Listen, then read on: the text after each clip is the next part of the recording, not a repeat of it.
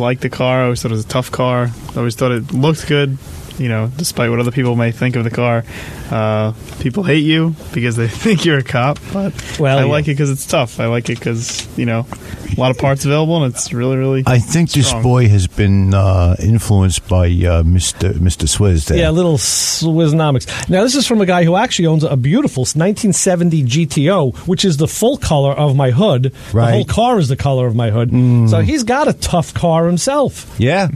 Tough of a different nature, because I don't think you really want to be jumping that thing off unless you're making like a lot of money from a movie or something. Right. But them Crown Vics, they're reliable. I mean, the cabs and the cop cars, they'll go a million miles. I thought he had 700,000 miles on it the other day. We went out to Stewart's to get a bite to eat for dinner. I looked over and I could swear I saw 729,000 miles. And what was I seeing, Mike? It was the point. I missed the tenth of a mile. It's like, what's the difference? What's the difference in a decimal point? What's a zero mean? Well, why do I need it? That decimal will get you every time. Why do I need that little black wire? What's the difference? Exactly. But I know why we need the black wire that connects this flashy thing, because that lights our phone up, and we will now push this button and say, "Hi, you're on with the MotorMouths." Hi there, this is Janette calling. Hi, Janette. Janette, how are you? You're on the phone with Ray Guarino. We have my co-host Joe D with me, and our good friend Mike Manning Jr. in the studio with us today. Awesome. So, we were just doing a little pre-sell on you. Tell us, please, why do people want to know what Janette Thornley is doing, because you do some cool stuff. Tell us about it. Well, I am, and my apologies for being a couple minutes late. I'm actually at a local dealership here displaying the Pro Fuel Nitro Harley that I ride and race in the quarter mile, and have had a lot of interest and inquiries about it, so my apologies for being late. But no, that's okay. That's all right. Well, I was late too, so it's all right. It's that kind of a day. So, Janette, we met on Thursday night on Playing in Traffic on Lou Santiago's web show, and like all good things, that's how we get a lot of good guests for this show. I'm trying to get them to go the other way, and we're working on that too. So that's how we first met, and I know a little bit about what you do. I know you're people can go find you at dreamcatcherracing.com, RECIN. Dream Chaser. Oh, I'm sorry. Dream Chaser. Okay, yes, that's correct. I have it written both ways. This one is obviously on the Facebook wrong. page. Yep. Okay. DreamChaserRacing.com. Dreamcatcher is that thing that people hang off their rearview mirror and stuff. I think smacks me in the head when I'm trying to do dashboard work. Yeah. Right. So tell us, you do ride a Nitro Harley, and you're running the ADRL circuit. And that is one of the sanctions that I've been participating in this year. Mm-hmm. What other ones have you run in? I know NHRA, right? In the past, we were part of the NHRA regional and divisional races, but we had our own national points competition. Okay. And then also AMRA, which is American Motorcycle Racing Association. Uh-huh. They've been around for years. And when I can, I fit in the Manufacturers Cup. We love to race, so anytime finances and schedule align, then we like to make a good showing. Absolutely. Now, how long have you been in the motorcycle racing game? So my professional outing started late 2011, and where I took a school, learned how to actually ride, and the basics of tuning and mechanics of the Pro Fuel Nitro Harley, and purchased a motorcycle in that December of that year, and been riding ever since. So this is season 6 for me. Okay. Now we're all car guys and race guys, so to us, we're all speaking the same language. But to other people, I know people are going to think like, gee, that sounds like an awful, almost like a cavalier thought, like, oh, let's become a drag racer. But it's not. But it sounds that way because that's what you're into. I want you to, if you can, embody what it takes to be a nitro drag racer, and not even from the woman's perspective, although that is something that aside from itself, that's a whole nother aspect to it. But anybody who's on a nitro bike is going to go through the same kind of ruminations role. So what's that like? Well, I'll speak from my experience. I mean, for those that are not familiar with nitromethane, it's a combustible fuel. So you can throw a match at it and it won't burn. So it is highly explosive when your fuel and your tuning and you're not, burning the fuel as it loads your cylinders.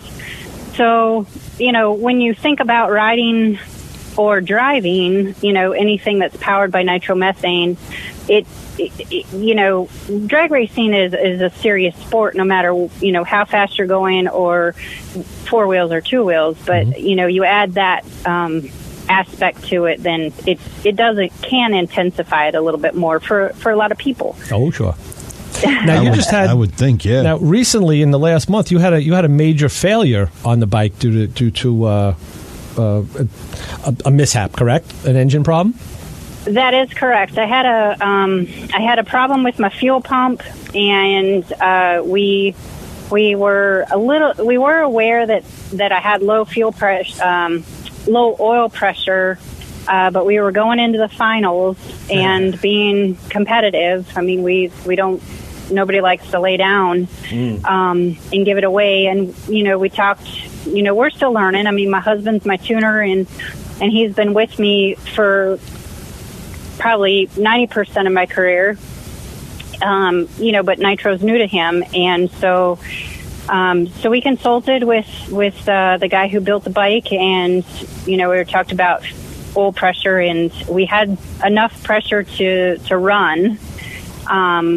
However, it decided at some point during the run that the pressure wasn't enough, and we did have a catastrophic failure that cost me a good portion of the motor. Rods were broke, and my block was destroyed. And of course, as a small team, that's catastrophic in itself to have to come back from that and do the repairs and get yourself back on the track. It's out of your pocket. So that's tough. Unless you have really good sponsorship who can throw parts at you, but not everybody has that. Yeah, and we're a little weak in that area as well, but we're very passionate. And the other thing too, Ray, is these aren't parts that you just walk into AutoZone or I was just about to say, and get it, pull it off the shelf and be gone. And the gentleman who builds these motors, he has most of it done in house, and but again, he tries to moderate the right inventory level as well. So right, yeah. But we did find a motor. And we were back on the track that following weekend. We actually got it shipped in and changed it at the track, and back off you happened. go. We brought home the win that weekend. Actually, we were racing that weekend that I spoke to you that Thursday night, right. And we did bring home that win that weekend. That was up in Michigan. Correct. Yes, and you are now the 2017 ADRL winner of the Summer Drags. You have the trophy. In fact, what I spoke about. Hang on a second, Joe. I think you saw that. I know. I spoke about it on the show. Speaking to you, I kept mentioning my friend, our friend Dina Parisi, who's a woman pro mod driver. And the next day, I gave Dina, I sent her a text and gave her a phone call and told her about you and asked her if she would come on the Thursday night show, and she agreed. But she sought you out at the track. Is that correct? She found you. Yeah, we actually we were both seeking each other, and every time I saw her, she was actually in the staging lanes getting ready to run, and I know how it is when you're trying to get prepared for a run. So I mentioned something to her crew, and I did get a quick little hello, I believe on Saturday morning, and then we reconnected during the Winter Circle at festivities. So yes, and we now are Facebook friends, and we're liking everything and chit chatting on.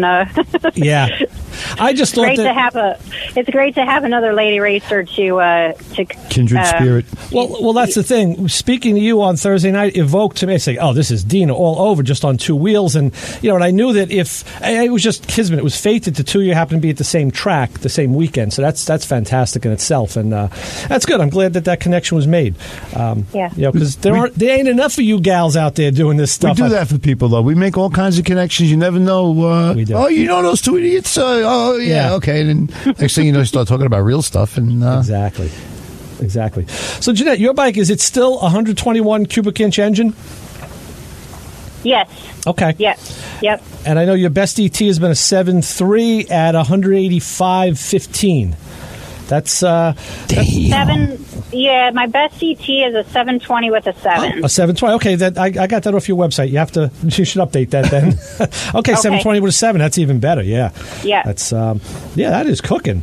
Let me see. Our friend Christian, who called in before you, he's one of the principals out at Mach Modified Motorcycles out in Suffolk County here. Builds a lot of race bikes, a lot of race motors for teams.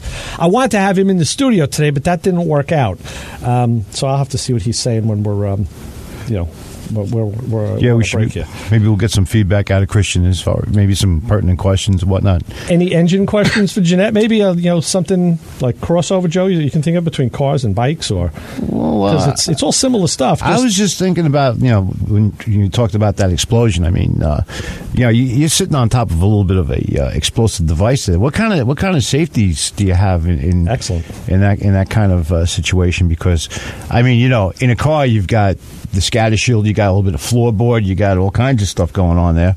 But Janette lays on the gas tank. That's what I was going to say. You are like you're hugging that thing. If that was to go kablooey, that's just the thought of that kind of scares me. Even more so than some of the girlfriends we've had in our lives, Joe. Right. Except at this explosive. point, usually they blew up about the car or the bike, and now the bike is blowing up at the girl. And it's some kind of kismet in that. But Janette, what are the safety features on the motor and then for the rider? So for the rider, we do wear a ballistic vest. Mm-hmm. So that is one of the requirements in every sanctioned body that we race in. And, honestly, you'd be foolish if you wanted to try to skate around that safety feature. But, obviously that would protect vital organs, if there is an explosion. Mm-hmm. But the other, the key thing that's on the motorcycle that, that helps with the explosions is we have an engine restraint belt that wraps all the way around the actual motor. Right. And so the purpose of it is to my understanding of the purpose of it is so the explosion would go out instead of up. Right. Yeah, it's like car guys will know when you see the blower straps. Right. The blower, they go. It's like transverse on the Harley engine. It's a V, so it goes front to back around the engine to hold the heads down onto the cylinders, and you have a lower end protection too, correct? Say that again. You have a bottom end protection for the motor as well. Well, the belt just goes all the way around it. Okay, I thought there was a plate, a strong plate on the bottom. It was kind of like a scatter shield, if you will. Well, yeah. There's a belly pan. Right. Sure. Okay. Yeah.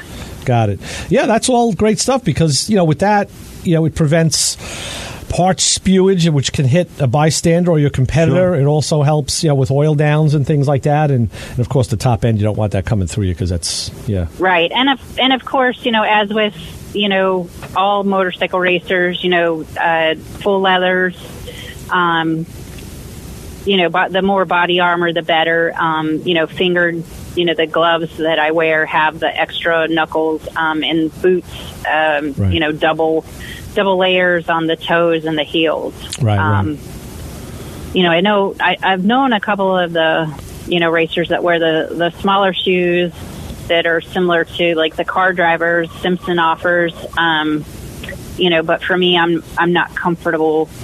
I like the full ankle support and coverage. Janette, knock on wood, I've never had an incident. So absolutely. Not knowing how much you're on the inside of the engine, Christian was asking if you run a quad cam on that bike. 4-cam engine. Right. Yeah. You are? Yeah. Okay. Yeah, the crank has side-by-side rods. It said knife edge rods. Yeah, I guess that's the hot setup these days. That's, yeah. So is it your husband actually, he mixes the fuel right before the run? Is he the fuel guy as well? Typically he tells me what we're going to run. I'm the fuel gal. Oh, okay. All right. Yeah. I do he's primarily on the clutch, making sure that my clutch height's right and, the clutch hat is set right with all the weights and